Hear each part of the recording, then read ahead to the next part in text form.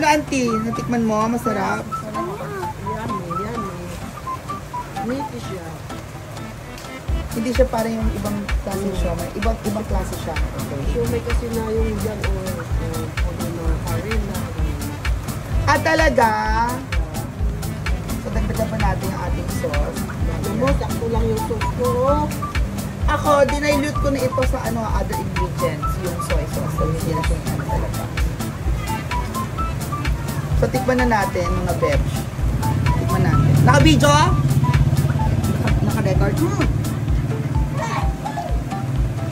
Kawan na kayo, kanina pa kayo kain. Ayaw mo Sarap. Masarap. So, thank you so much, guys. O, kain na, girls. Salamat. Hindi mo naman binibidyo. Hindi nakapula, oh.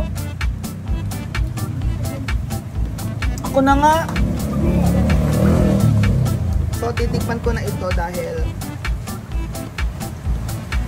actually, yung isa nga parang apat na eh. Diba? Hati mo siya sa apat. Para yung isang parang isa na siya.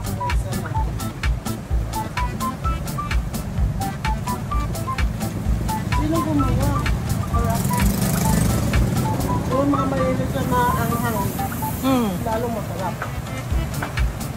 Ako gumawa. Ako masyado sa maanghang kasi. Thank you, auntie. Ako gumawa nito. Thank you sa mga first timer. Thank you. Thank you, auntie. Bye. Bye. Bye, guys. O, tara na, tikim na.